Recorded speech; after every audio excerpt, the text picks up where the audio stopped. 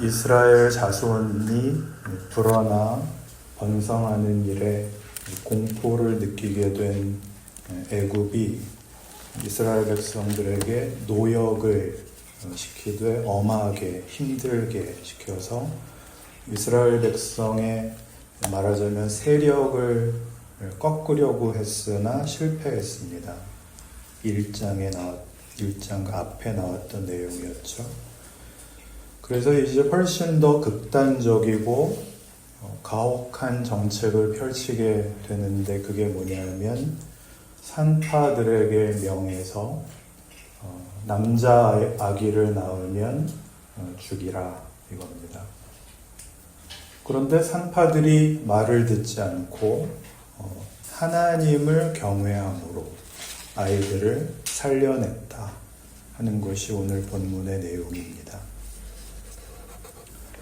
성경에는 히브리 산파라고 되어 있는 이 두 산파는 단순한 출산 도우미 정도가 아니라 애굽 왕 바로 앞에 그들이 두 사람이 특별하게 불려간 걸로 보아서 히브리 백성 전체의 출산에 관하여 어떤 특별한 직책에 있는 사람들이었다라고 보기도 하고, 문맥상 표현의 특징으로 인해서 이 두 산파가 이집트인들이었다라고 해석을 하기도 합니다.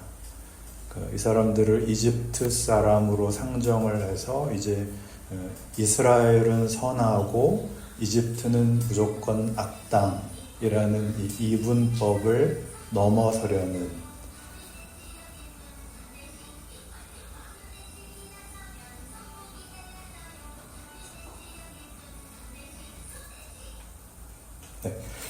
그런 어떤 이분법을 넘어서려는 출애굽기의 신학적 관심사를 드러내고 있다. 그렇게 해석하는 최근 성서 해석의 어떤 트렌드가 있다고 합니다.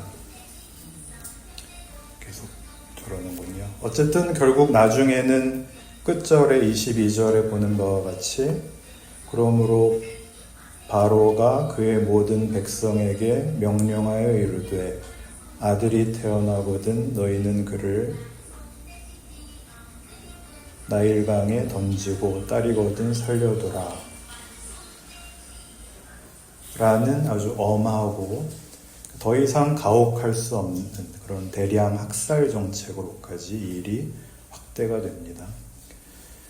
그 가장 힘든 환경과 가혹한 조건 속에서 이제 2장으로 가면 이제 모세가 태어나게 되는 것입니다. 출애굽기는 성경의 두 번째 책입니다. 첫 번째 책은 뭐죠? 창세기입니다. 하나님께서 그의 창조의 역사를 완성하시며 그러기 위하여 구원 역사를 시작한 것이, 그리고 그 구원의 역사는 이제 한 나라로 확장이 됩니다. 그게 이스라엘이죠. 그리고 이제 신약 시대에 오면 그것이 이제 전 인류에게 복음으로 허락될 것입니다. 그래서 이 이스라엘이라는 한 나라의 성립과 그 확장과 그 국가의 내용은 다 하나님의 창조 역사와 구속 역사의 내용으로 그 한 나라는 그래서 중요한 이제 일인데 세상은 그것을 방해하고 있습니다. 그 얘기죠. 성경이 그리는 대로의 세상은 하나님의 창조 역사의 진정한 목적을 이루는 것을 방해하고 있는 큰 장애물로 그려지죠. 처음부터 끝까지 적대적이고 그 모든 세력을 동원하여 힘과 능력과 지혜를 다 모아서 하나님의 창조 역사를 실패케 하려고 합니다. 이 출애굽기에 나오는 애굽, 이집트와 그 왕 바로는 하나님을 대적하는 세상 나라의 한 큰 세력으로 하나님의 일을 방해하는 온 세상의 대표격으로 성경에서 그려집니다. 그런데 그들의 방해에도 불구하고 그들의 집요하고 가공할 만하고 가혹하고 극악한 이런 대적을 무릅쓰고 이 하나님 나라의 완성을 향해 가는 일에, 그 중요한 시점에, 이 역사적인 일에 하나님께서 누구를 쓰시느냐라고 하면 오늘 본문에서는 이 산파들을 쓰신다 라고 얘기하는 셈입니다. 이 참으로 놀랍죠. 이 힘없는 산파들이 바로와 대항하여, 한 나라의 왕과 대항하여 하나님의 나라를 말하자면 지켜낸다 라는 이야기입니다. 성경에서 하나님의 나라라는 그 뜻은 천국, 죽어서 가는 천국을 의미하지 않습니다. 이스라엘만을 뜻하지 않습니다. 하나님의 통치관이라는 뜻입니다. 하나님의 나라가 임한다라는 것은 하나님의 다스리심이 임한다는 뜻입니다. 그 나라의 특징은 우리 잘 부르는, 오늘도 부르려고 하는데 떼제 찬송의 가사에 나옵니다. 하나님의 나라, 정의와 평화, 성령 안에 솟는 기쁨입니다. 그 하나님 나라의 다스리심이 이 세상 나라, 힘으로 상대방을 억압하고 상대방을 짓누르는 죄와 사망의 나라, 말 그대로 썩고 죽어가고 망하고 다치고 상하는 세상 나라의 환경과 질서에 개입되는 것입니다. 침투하는 것입니다. 그의 백성들을 통해. 오늘 여기 본문에서는 산파들을 통해. 이 부분이 어렵습니다. 왜냐하면 우리는 본성적으로 생각하기를 하나님의 나라를 위하여, 하나님의 뜻을 이루어드리기 위하여 쓰임받는 사람은 훨씬 큰 권세와 더 나은 조건과 준비가 되어 있어야 된다 라고 생각을 하기 때문입니다. 영성 깊은 믿음의 사람, 순교를 각오한 신앙의 영웅, 탁월한 리더십을 가진 누군가가 당연히 하나님 나라의 좋은 일꾼이라고 기대를 합니다. 성경은 전혀 다른 얘기를 하는 셈입니다. 당황스럽죠. 이런 당황스러움은 어제 오늘의 이야기가 아니라서 우리처럼 당황했던 대표적인 성경의 인물이 마태복음 11장에 나옵니다. 찾아봅시다. 마태복음 11장 2절.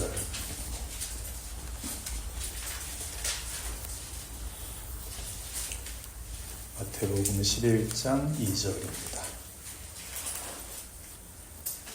2절부터 5절까지를 같이 한번 읽겠습니다. 시작. 요한이 옥에서 그리스도께서 하신 일을 듣고 제자들을 보내어 예수께 여짜오되 오실 그이가 당신이 오니까 우리가 다른 일을 기다리오리까.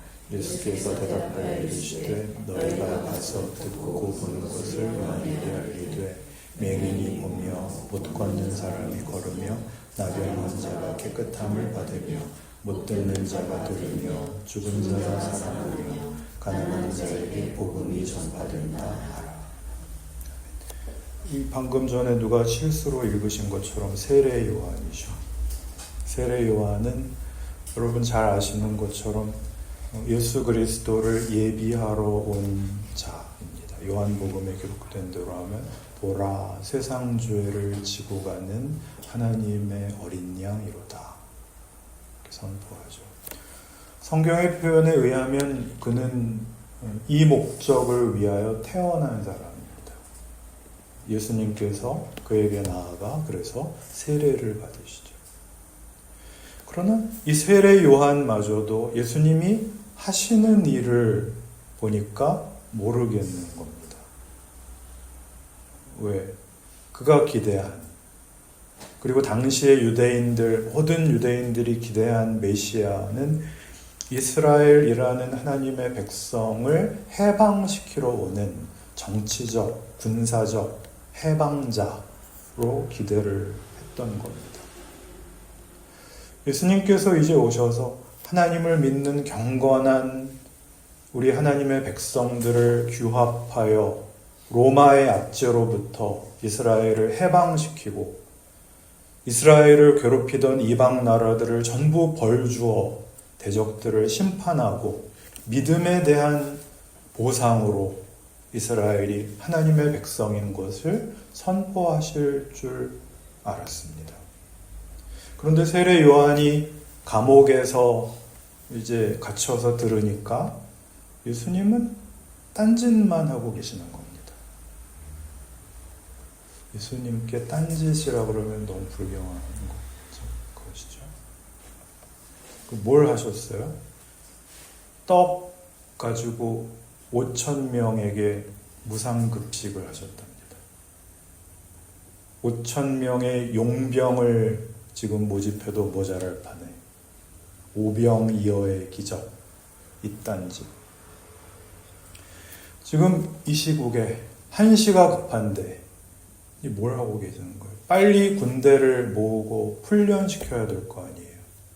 그런 건 아무것도 안 하시고 산에 올라가셨다고 그래서 드디어 이제 게릴라전을 시작하시려나 보다 그랬는데 토론을 하시고 복 있는 사람은 팔복을 가르치시고 지금 그러고 있을 때가 아닌데 나는 지금 감옥에 갇혀서 언제 죽을지도 모르는데 그러니 세례 요한이 이분이 정말 메시아가 맞나? 내가 뭔가 착각하고 있었나? 착오가 있었나? 싶어진 겁니다. 제자들을 보내서 묻습니다. 그 3절이죠. 오실 그이가 당신이 오니까? 예수님이 뭐라고 대답을 하시죠? 맞다라는 답을 이렇게 하십니다. 4절에서. 너희가 가서 듣고 보는 것을 요한에게 알리되 맹인이 보며 못 걷는 사람이 걸으며 나병 환자가 깨끗함을 받으며 못 듣는 자가 들으며 죽은 자가 살아나며 가난한 자에게 복음이 전파된다 하라. 이게 뭐예요? 내가 실제로 사람들을 해방시키고 있지 않느냐? 사망과 죄의 권세에 있던 자들이 실제로 노연하고 있지 않느냐?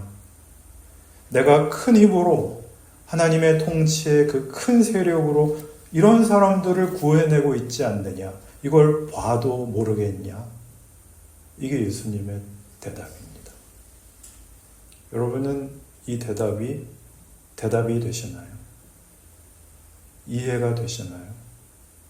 이걸 보니 예수님이 해방자가 맞구나. 이렇게 금방 납득이 되시나요? 아니요. 우리도 이 당시 유대인들과 똑같이 이 부분을 오해를 하는 겁니다. 말은 이렇게 쉽게 합니다. 이스라엘은 예수님을 보고도 못 믿었어. 그러나 사실 우리는 이스라엘이 안 가지고 있었던 신약 성경을 통째로 가지고 있으면서도 여기가 납득이 안 됩니다. 우리 모든 믿음에 열심히 있는 신자들이 하는 소원은 뭐냐 하면 내가 주님을 위하여 특별한 마음이 있사오니 나에게 힘을 주십시오입니다. 어떤 힘이요? 세상 나라를 이기기 위하여 나에게 세상 권세를 달라는 겁니다. 세상에 더 큰 힘을 가지고 하나님 나라를 건설하겠다라는 것이죠. 세상이 가진 권세보다 더 큰 권세로 세상의 권세를 내가 이기겠다라는 거죠. 그러나 성경이 하는 얘기는 그런 세상의 권세는 다 너희가 바라는 그런 세상의 권세는 다 사망과 죄의 권세라는 겁니다. 거기에는 사람을 살리는 생명과 의와 거룩이라는 것이 존재하지 않는답니다. 하나님의 나라에만 영생과 의와 거룩과 진리가 있답니다. 오늘 본문에서 바로의 흉계를 산파들이 이기듯이 우리가 하나님의 사람으로 존재하고 서 있고 반응하고 하는 모든 일들로 하나님의 손길이 나를 통하여 제시되고 증거되고 결실하고 세상을 이기고 하나님의 나라는 확장된다 라고 하십니다. 아멘. 여러분이 안 하실까? 저라도. 예수를 믿는 우리 모두는 이렇게 서 있는 겁니다. 기독교의 이름을 내세워서 이 세상보다 더 큰 권세를 가지고 이 세상을 쳐서 이기는 그런 큰 세상 권세를 가지지 않고 도리어 이 세상의 가치와 이 세상의 평가에서는 하찮은 지위에 있는 미미한 조건이고 세상적으로는 보잘것없고 그렇다고 할지라도 우리가 하나님의 사람으로 서 있으면 하나님의 전능하심이 그의 위대하심이 그의 능력과 은혜가 우리의 생애와 존재를 통하여 결실하게 되어 있는 것입니다. 그런 증거는 얼마든지 성경에 나옵니다. 가깝게는 오늘 이제 보게 될 모세부터 오늘은 우리 아니라 이제 앞으로 보게 될 엘리야, 다니엘, 다윗, 사도 바울 그런 이들이 하나님께 쓰임을 받은 것은 그분들이 신앙의 위인이고 영웅이고 그래서가 아니라 하나님의 은혜가 저들에게 임했고 저들이 그 하나님의 은혜에 순종하여 자기 삶을 자기 자리에서 자기답게 삶으로써 하나님이 세상을 이기는 일이 저들의 생애 속에서 결실된 탓입니다. 오늘 본문의 주인공은 산파입니다. 성서학자들이 뭐라고 해석을 하건 간에 성경에서는 보잘것없는 작은 사람들로 그려집니다. 그러나 이 산파가 이스라엘을 구하며 하나님의 나라를 만드는 하나님의 손길들이었던 것이죠. 누가복음 10장에 보시면 예수님께서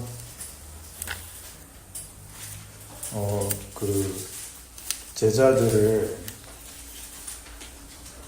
누가복음 10장 제자들을 이제 각 고을에 보내시며 70명의 복음 전파자들을 보내시는데 그 사람들이 이제 갔다가 돌아와서 있었던 가서 자기들이 그 복음을 전하면서 있었던 일들을 말하자면 보고하는 놀라운 간증이 쭉 나오는 게 이제 10장 17절 누가복음 10장 17절부터 그 보고 내용이 나오고 21절만 보시면 그 사람들이 간증하는 그 얘기를 듣고는 복음을 전파하러 가서 이런 놀라운 일들이 있었습니다. 주님 그렇게 하는 얘기를 듣고 이제 예수님이 하시는 말씀이 21절이죠. 21절 한 절만 같이 읽읍시다. 시작. 그때 예수께서 성령으로 기뻐하시며 이르시되 천지의 주제이신 아버지여 이것을 지혜롭고 슬기 있는 자들에게는 숨기시고 어린아이들에게는 나타내심을 감사하나이다. 옳소이다. 이렇게 된 것이 아버지의 뜻이니이다. 아멘. 무슨 말인가 하면은 맞습니다. 하나님의 나라는 하나님이 세상에 오셔서 똑똑하고 유능한 자들을 골라서 세우는 나라가 아닙니다. 인간들 중에 보다 나은 자들을 불러서 혹은 저들의 능력과 헌신을 받아서 하나님이 거기에 보상해주는 나라가 아닙니다. 하나님의 나라는 전적으로 하나님의 은혜로우심과 자비로우심과 복되심으로 채우시는 나라입니다. 그리고 그거는 인간들이 만들어낼 수 없기 때문에 하나님이 모든 부족한 사람들에게, 모든 못난 자들에게 은혜를 베푸사 불러 하나님의 충만하신 것으로 채워 만드시려는 하나님이 이유이시고 하나님만이 근거이시고 하나님만이 내용이신 그런 나라입니다. 맞습니다. 하나님은 그걸 만드시려고 저를 보내셨습니다. 이렇게 말씀하는 것입니다. 하나님이 세상에서 인간끼리 경쟁해서 윤리적으로 더 나은 자들, 도덕적으로 더 나은 자들, 종교적으로 나은 자들, 유능하고 똑똑하고 권세 있고 선행을 많이 베풀고 그런 자들로 하나님이 그의 나라를 만들려고 하는 것이 아니라 우리로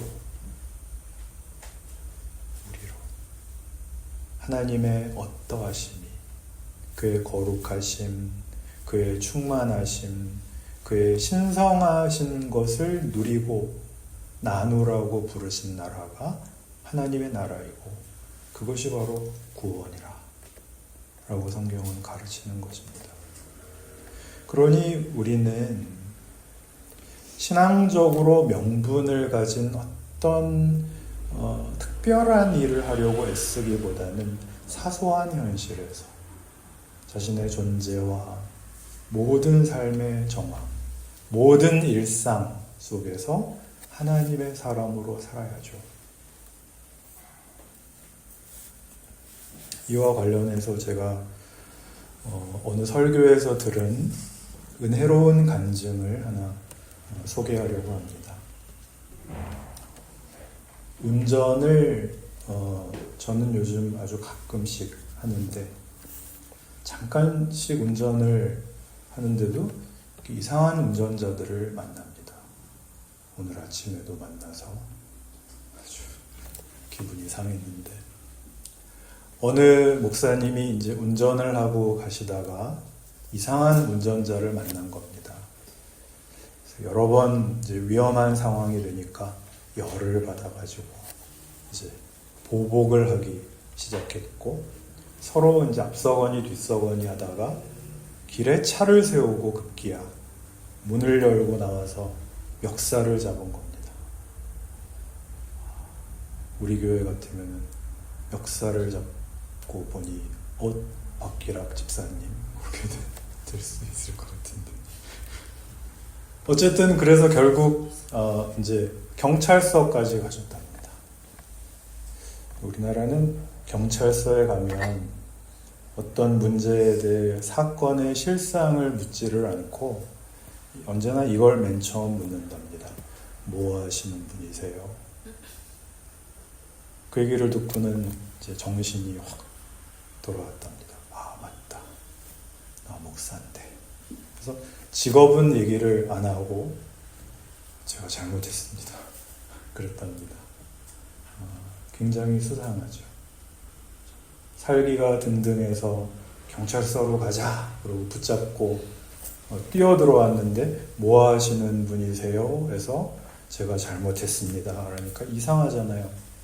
마약을 했거나 간첩이거나 지명수배자이거나 경찰이 보기에도 그렇고 싸운 당사자가 보기에도 그렇고 몇 번을 물었는데 답을 못하고 횡설수설하니까 이제 분위기가 심상치 않게 된 겁니다. 결국 직업을 이제 실토했더니 이 소리를 들었죠. 아니 목사님이 운전을 그렇게 하면 어떡합니까?